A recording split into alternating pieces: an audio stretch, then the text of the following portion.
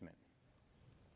How many of the challenges that you face at work are people issues? Who here above 60%, above 50%, above 60%, above 70%, 80%, 90%? Oh my gosh, right? For most managers, it is over 65% of their time and energy is dealing with people issues. So if you can improve your effectiveness at communicating and influencing others, it will save you time and make you more productive. So here's what we're going to do today. I want to share with you, we're going to do three things. One, I want you to identify, I'm going to give you one tool, by the way. Emotional intelligence is a huge umbrella with a lot of things, but I heard you guys like practical tools that you can apply on Monday or Thursday or Friday, right? So you'll leave here with that, and we're going to do it in three things. One, to identify your own behavior style. I'm going to use one tool that I really like. It's not a personality assessment, it's a behavior assessment, and I'll make that distinction later. So I want you to be able to identify what style you are, and we'll talk about tendencies under stress and response to change. Secondly, how to recognize and appreciate others. I'm going to give you a chance to really apply that. And then third, how do you adapt to have more influence and communicate more effectively with them, which ultimately will drive your productivity. That's what we're setting out to do. There's a questions on the app. Who's connected on the app right now? Connected to the session. Fantastic. I'm going to be asking you a few questions. If you haven't done that, it's a real easy thing to do. Just go to the session, click on the FXP, and it will connect you. You can send in comments, you can ask questions, and you'll have a chance to respond to some of the questions that I ask. So please make sure you stay connected there. So here's the tool we're going to use. Once again, this is a behavior tool, and these are the 4 styles of behavior.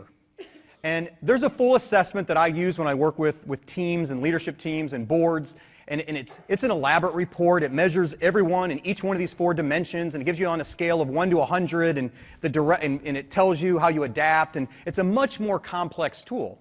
But for the sake of today, I want to just share it with you in a very easy way, because it's very practical, and it can be immediately applied today.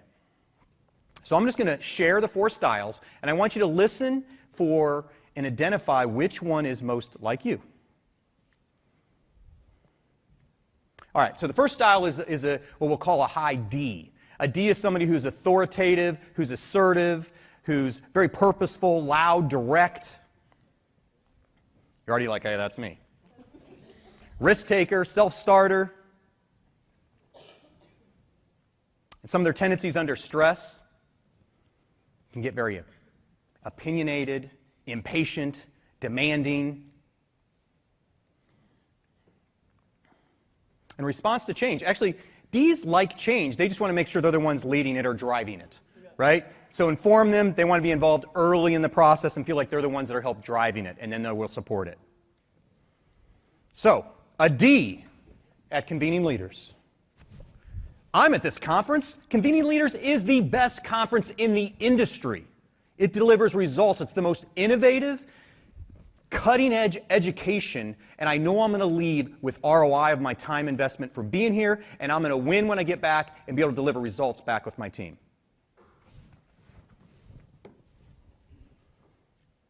The second style is the I. I's optimistic, very enthusiastic,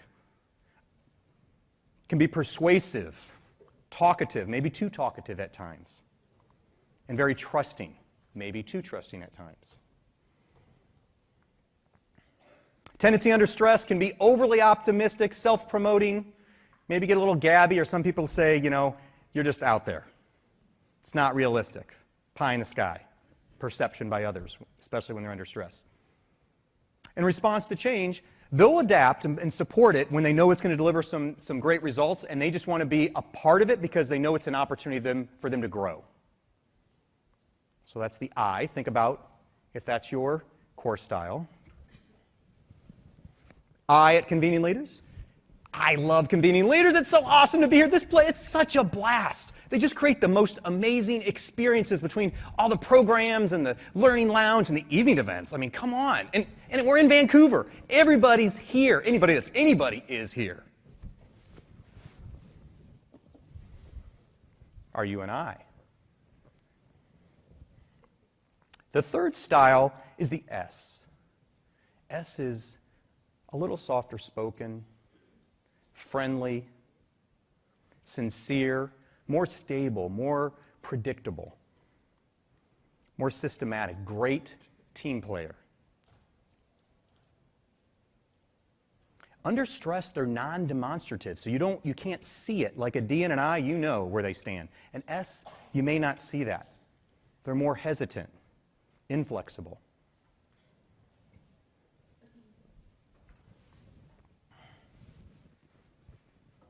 An S at Convening Leaders. I love convening leaders. I'm so happy to be here. It's a great opportunity to connect with my industry friends and my industry colleagues so we can support each other and be there for each other. And I know I'm going to get some steps that I'll leave with. They're going to help me to support my team when I get back in the office.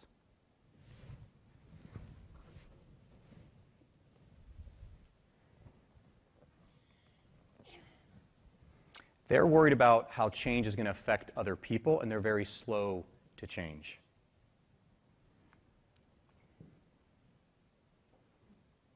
Are you an S? And then the last style is the C.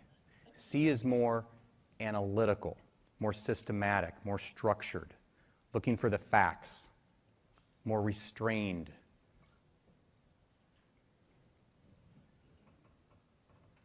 And a C under stress can be perceived as getting a little picky, pessimistic, or overly critical.